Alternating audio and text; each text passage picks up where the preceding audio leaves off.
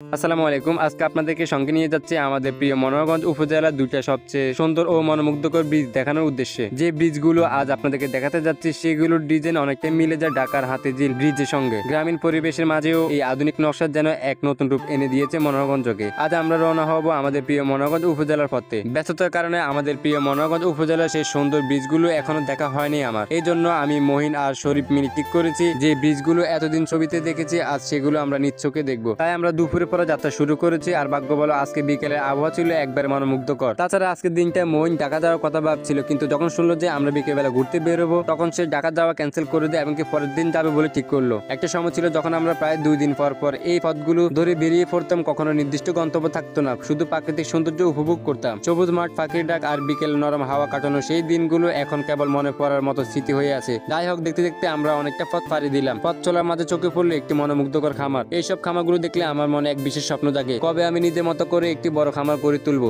আলহামদুলিল্লাহ, যদিও আমি একটা ছোট খামার দিয়েছি, এটা কিন্তু আপনারা অনেকে জানেন বা অনেকে আমার ভিডিওতে দেখেছেন। যাই হোক, গ্রামের সেই প্রাকৃতিক সৌন্দর্য উপভোগ করতে করতে আমরা পৌঁছালাম মনোহরগঞ্জ খড়খড়িয়া গ্রামের সেই দর্শনীয় ব্রিজের সামনে। বিশ্বাস করবেন কিনা জানি না, তবে এই ব্রিজে এসে আমাদের প্রাণ জুড়িয়ে গেল। প্রাকৃতিক অপূর্ব সৌন্দর্যের মাঝে দাঁড়িয়ে থাকা কৃত্রিম ব্রিজ আর ব্রিজের নিচ দিয়ে ধীরে ধীরে বয়ে চলা নদী সত্যি মনকে এক অদ্ভুত শান্তি এনে দেয়। আর যেহেতু আমরা এখানে বিকেলে এসে পৌঁছেছি, তাই এখানকার আবহাওয়া এবং কি প্রাকৃতিক পরিবেশ আমাদের মনকে এক অদ্ভুত শান্তি এনে দেয়। যখন এই ব্রিজটি নতুন তৈরি করা হয়েছিল তখন এখানে অনেক মানুষের আনাগোনা ছিল, অনেকে ছবি তুলতো এবং কি ভিডিও করতো। প্রায় ওই সময় প্রতিদিন এখানে ভিড় ছিল, কিন্তু এখন আর ওইরকম মানুষের ভিড় নেই। তবুও কিছু মানুষ আসে একান্ত প্রাকৃতির মাঝে সময় কাটাতে, নিজের মনকে আনন্দময় করে তুলতে আর ব্রিজের পাশে দাঁড়িয়ে সেই শান্তি অনুভব করতে। আপনারা দেখলে বুঝতে পারবেন ঢাকা হাতিঝিলে ব্রিজের মতো এই ব্রিজগুলো ডিজাইন করা হয়েছে। যাই হোক, আমি মইন আর শরীফ এখানে অনেকক্ষণ দাঁড়িয়ে আড্ডা দিলাম, কথা বললাম, গল্প গুজব করলাম। আর সেই সময়টা যেন আমাদের আরো আনন্দময় করে তুললো। এবং সত্যি বলতে গেলে এই ব্রিজের চারপাশে প্রাকৃতিক পরিবেশ অসাধারণ সুন্দর। নিজের চোখে না দেখলে সেই সৌন্দর্য সম্পূর্ণভাবে অনুভব করা সম্ভব নয়। ফাইনালি এখানে কিছুক্ষণ থাকার পর আমরা এখান থেকে রওনা দিলাম আরেকটা ব্রিজ দেখার উদ্দেশ্যে। ফাইনালি আমরা ওই ব্রিজের কাছে পৌঁছালাম। যাত্রা আনন্দে এবং প্রাকৃতিক সৌন্দর্য উপভোগ করতে করতে আমাদের বিকেল শেষ হয়ে সন্ধ্যা এলো। এই দুইটা ব্রিজ একই নকশা তৈরি করা হয়েছে, তবে সন্ধ্যার রঙিন আলো এবং কি লাইটিং এর ছোঁয়ায় এই ব্রিজটার সৌন্দর্য ফুটে উঠেছে। নদীর প্রতিফলন, ব্রিজের কাঠামো আর চারপাশে প্রাকৃতিক পরিবেশ একসাথে মিলিয়ে সন্ধ্যা হয়ে উঠে এক মনোমুগ্ধকর দৃশ্য,